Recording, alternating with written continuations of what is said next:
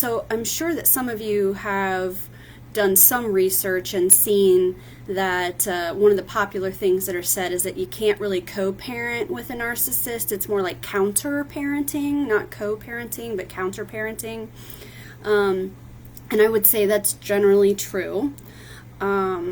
So just really quickly, I just want to talk about how difficult it is when someone is getting a divorce and there are children involved and one of the parents is a narcissist or is an abusive and manipulative type of person. That person is going to do things that will poison the children against the healthier parent. They're going to make life difficult as much as possible. They're going to, it depends on the status, meaning like if the person you're divorcing is happy you're getting a divorce, then they may not be as prone to making it super difficult. I mean, there are some narcissists that are like, okay, yeah, let's get a divorce, bye. And then there are other people who are super controlling and jealous, and no matter what, they're always going to try to get you to come back to them, or they're going to try to affect you in some way. You know, you're going to be in a walker, like 80 years old, and this person's still going to try to poke at you in some way, shape, or form. You'll be going to, you know, your grandchildren's bar mitzvah, and he'll be there, you know, and you guys will be 80 years old, and he's still going to say some shit to you. You know, it's sometimes there are parents or ex-partners who just latch on and won't let go, and then sometimes you have those that just want to continue on without you, but they're going to develop a lifestyle, bring new people in that you don't approve of. They're going to parent in ways that you don't approve of, and it feels very scary to hand your kids over to someone that you full know well is emotionally abusive and psychologically abusive, and who also is actively seeking to villainize you, mischaracterize you, and run a smear campaign. Well, you know, unfortunately, some of those things are just a fact of life.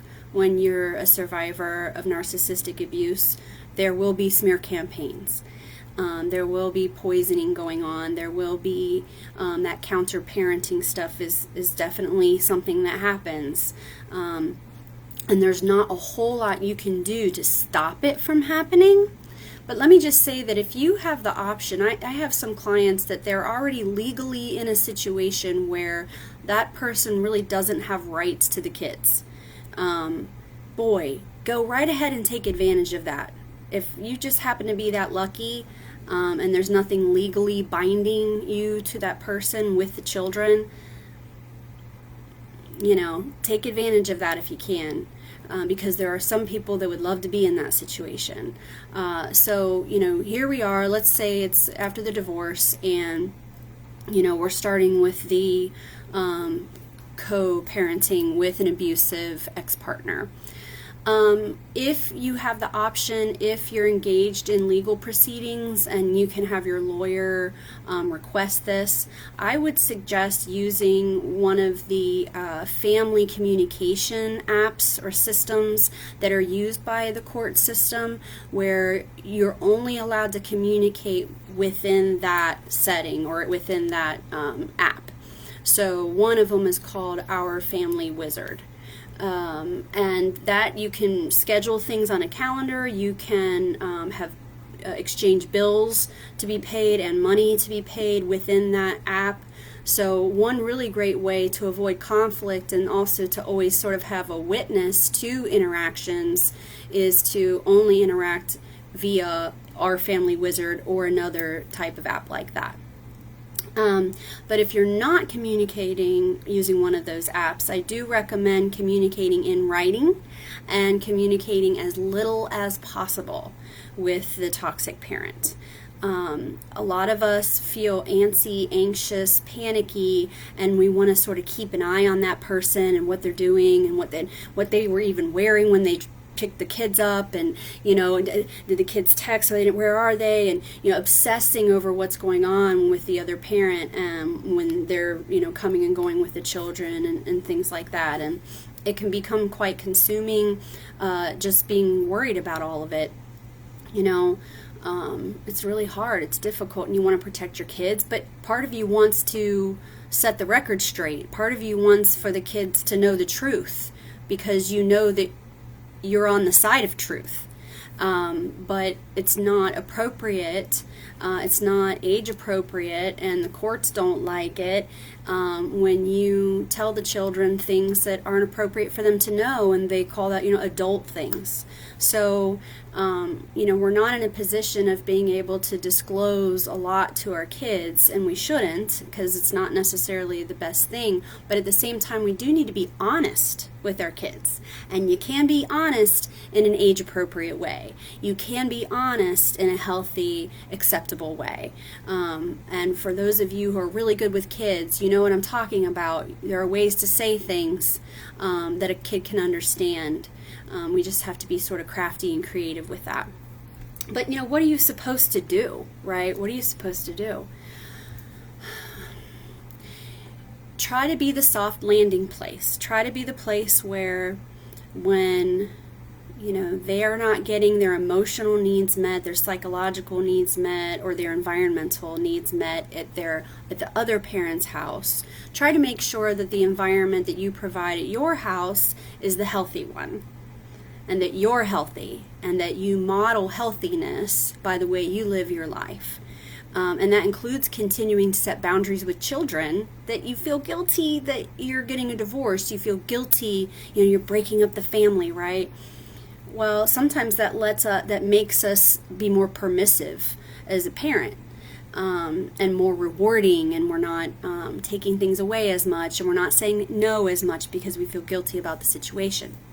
So you want to still maintain, your firmness and boundaries, and be imposing consequences when necessary. But at the same time, you're the parent that they can talk to about their innermost feelings and feel safe about that. They can experiment with different, parts of their identity with you, and they're safe doing that with you. So you remain the empathetic, understanding, non-judgmental parent. And you stay the healthiest version of yourself as you can be, working on yourself, doing your self-care, setting boundaries, and that's about as best as you can do. Take care of yourself, make sure you're healthy, and provide a healthy environment for them for when you do have them. We will talk a lot more about this in more depth, for sure. I don't have a whole lot of time today, but I just wanted to give you something to start with, and that is that, co-parenting with this person may not be possible. This is a new reality that you'll have to face. The other thing is that when the kids go with that person, as long as there's nothing that's seriously endangering them, it's kind of none of your business what their life is like with that other parent. And I know that's hard to hear, but that's how divorce works. There's another household now with other rules and other routines, and hopefully that's a healthy and happy setting, but in a lot of situations it's not. But at least your kids have you and the healthy, happy setting that you're working so hard to create in your home. Okay, so you just make sure that that's something that you have prioritized, and that's something that you definitely can do. But what we can't do is try to control what's happening at the other person's house. That's not something we're going to be able to stay on top of. Wind up driving yourself crazy. So there's an element of sort of letting go too. And then, some people look at this like, I'm going to be a single parent now. How am I going to do this without, the help of my partner? I'm a single parent now. I'm going to go ahead and bet and say you have been a single parent already. I'm going to go ahead and say, without even knowing you, that if you're divorcing a narcissist, they've been wrapped up in themselves this whole time, and you're the one that's been doing especially the emotional labor. And in most circumstances, not only are they not a partner, but they're like having an additional child to take care of. So it's not that you are all of a sudden going to be without all this support that you had. You didn't have it to begin with. Maybe they were there to help with transportation or to be a warm body, you know, or to show up for the sports events when everyone's watching, you know, or for the awards or whatever. They'll show up for that stuff. But when the kid is, you know, puking all night and or feeling like they're you know, having issues with self-esteem or identity, or get their feelings hurt by a classmate, or get dumped by a boyfriend, you're going to be the one that they want to talk to about those things. A toxic abusive parent is going to screw up in those moments. They're going to say the wrong thing because they don't have the emotional intelligence, the empathy or intuition to really know how to meet the child where they are emotionally. So like I said, I just wanted to start touching on these co-parenting topics. I'm going to end the video now. We'll get more into it later, but please continue to send me ideas, including on this specific topic of parenting with an ex-partner who is a narcissist or who is abusive or manipulative. And I will see you Wednesday morning. We're going to do grieving the abuser. Grieving the abuser. That'll be Wednesday morning. And I'll see you then. Have a good day.